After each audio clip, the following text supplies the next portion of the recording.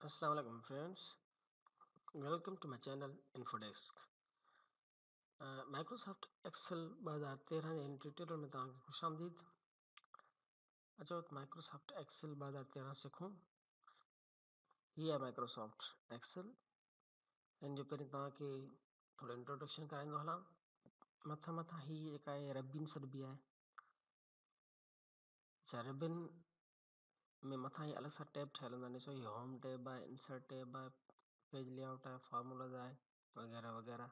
इन में तव्हां जेके ज़रूरी ऑप्शंस जेके हूंदा आहिनि हितां सिलेक्ट करे सघजनि था। ही हेठि सॼो ही जेको एरिया आहे इन में ई असांजो जेको डेटा लिखी वञे थी। ऐं ही हिकिड़ो जेको ठहियल आहिनि टेबल टाइप जो ठहियल आहे टेबुलर फॉर्म में। इहे सिर्फ़ु लाइनूं जेके आहिनि एज़ अ गाइडलाइन तौर ते ॾिनल आहिनि, प्रिंटिंग में इहे न ईंदियूं आहिनि। उन करे अलॻि सां बॉर्डर्स जेके आहिनि उहे अप्लाई करणा पवंदा, तॾहिं ही प्रिंटिंग में अचनि था। ही ॻाल्हि तव्हां यादि रखिजो। ही हिकिड़े इमेजिनरी ॾिनल आहिनि, गाइडलाइनूं ॾिनल आहिनि। अच्छा, ही हाणे हिकिड़ो मथां जेके बि आहिनि इहे कॉलम्स सॾिबा आहिनि। ही कॉलम्स आहिनि, ABC ही कॉलम्स आहिनि। ऐं ही जेके आहिनि हिन पासां इहे रोज़ सॾिबा आहिनि, यानी लाइनूं।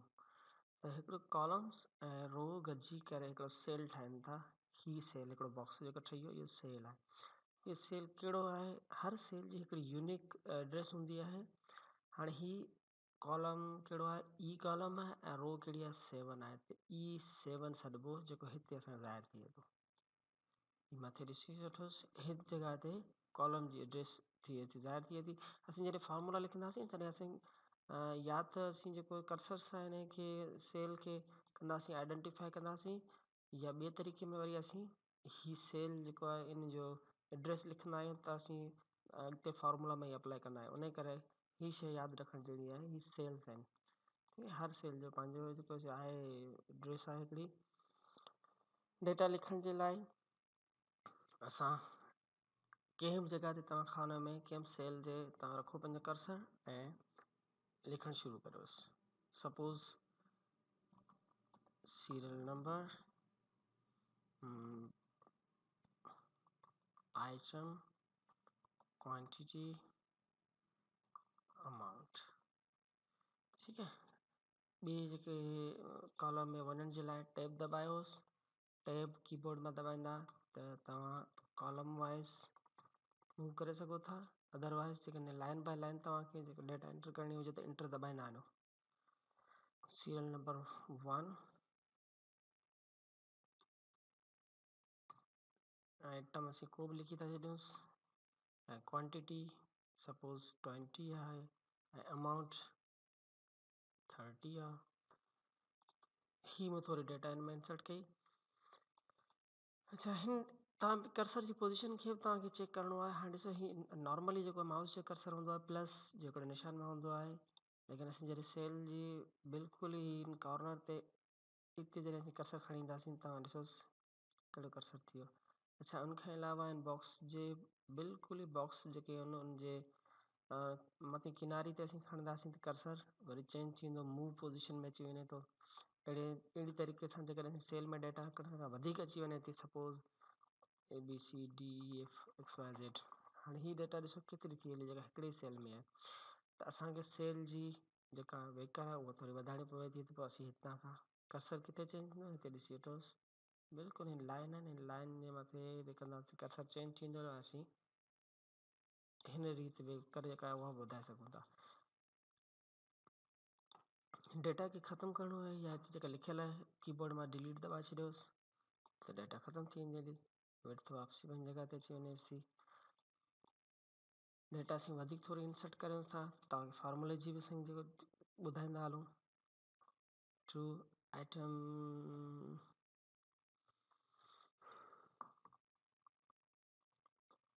$, quantity 50 and price 70।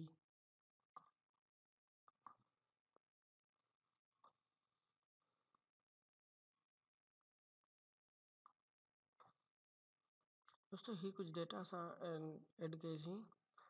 हाणे हिन में कुझु तव्हांखे वरी टिप्स ॾींदो न, हीअ ॾिसो डेटा जेका लिखियल आहे असां उहा थोरी आहे, जेकॾहिं सेल खां जेके वेकर खां वधीक आहे कॉलम खां, असीं हिते डबल क्लिक कंदासीं त इहा ऑटो सेट थी वेंदी हली जंहिं बि जॻह ते हुजे। अच्छा, उन खां अलावा असां डेटा खे जल्दी तगड़े लिखण जे लाइ एक्सेल असांखे कुझु टूल्स ॾिए थो। हाणे सपोज़ हिते असीं जेकॾहिं लिखूं था डेटा, हिते जेका लिखियल आहे में जेका डेटा लिखियल आहे उन जे बेस ते लिखी सघूं था असीं। हीअ ॾिसोसि,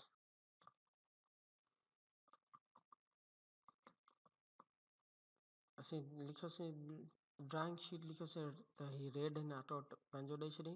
हाणे हिकु हिकु में डेटा लिखियल आहे, असीं हिते मथे ॾिसो फार्मूला बार में जेको बि असीं लिखूं पिया, जंहिं सेल ते क्लिक कयूं पिया त मथां उहा डेटा शो थिए पई। असीं हितां खे एडिट करे सघूं था। एडिट कीअं करे सघूं था, हिते असीं करूंसि था, इहे हलो हीअ थोरा टिप्स आहिनि तव्हांखे। कंहिं बि डेटा खे हितां खां हितां प्रेस आहे, प्रेस में असीं हिते लिखी सघूं था डायरेक्टली, या असीं हिन फार्मूला बार में जी ॾेई करे ऐं इंटर कंदासीं त इहा हिते लिखी सघूं था। इन हिसाब सां डेटा लिखी सघीसीं। हाणे ही घणा सेल टोटल असां 10 जेके से इंटरव्यू कयूं आहिनि, हिन खे हिन हिसाब सां असीं ॾिसो ही सिलेक्ट कयूं पिया। ही रीजन टोटल सिलेक्ट थियो आहे, हिन खे चइबो आहे रीजन चइबो आहे। ठीकु आहे, जंहिंमें डेटा जो हिकिड़ो रीजन हूंदो आहे। असीं डेटा खे किथां करे कॉपी बि करे सघूं था। कॉपी करण जे लाइ हीअ ॾिसो मथां कॉपी ऐं हिन पेस्ट, हिते ॾिसो हितां कॉपी कयोसीं, हिते पेस्ट कयोसीं त असांजी डेटा हिते अची हली। अच्छा, हीअ जेका आहे लाइनूं ॾिसो तव्हांखे ब्लिंकिंग कनि पियूं, त इन जो मतिलबु इहा डेटा अञा ताईं असांजे क्लिपबोर्ड में मौजूदु आहे। हिन खे असीं किथे बि कहिड़ी बि जॻह ते असीं पेस्ट करे सघूं था, वरी बार बार असीं पेस्ट करे सघूं था। असीं वरी पेस्ट ते कंदासीं, या कीबोर्ड मां Ctrl+V दॿाईंदव तॾहिं पेस्ट करे सघो था। अच्छा, हीअ हटाइण जे लाइ कीबोर्ड में एस्केप दॿायोसि त पोइ हीअ हटी। हाणे असीं दोबारा पेस्ट नथा करे सघूं, ॾिसो पेस्ट जेको आहे न उहो डिसेबल थी वियो। सॼे रीजन खे सिलेक्ट करे डिलीट दॿायोसि त डिलीट थी वञो। दोस्तों, साॻी रीति असीं डेटा खे मूव बि करे सघूं था। यानी जेकॾहिं ही कॉलम आहे, असीं हिन खे मूव करे, ॾिसो कर्सर आहे न, कर्सर जी पोजीशन खे ॾिसोसि, हितां खणी असीं हिते मूव कयोसीं त हीउ कॉलम सॼो हितां मूव थी हलियो। वापसी करण Ctrl+Z दॿाईंदव त वापसी थी वेंदो। हीउ रीजन सॼो असीं मूव करे सघूं था। ॾिसो सॼो रीजन आहे, हितां खां मूव करे जिते तव्हां खे रखोसि त सॼी डेटा टोटल मूव थिए पई। असीं कंहिं बि मूव करे सघूं था, सिर्फ़ु कर्सर खे मूव करण जा आहे।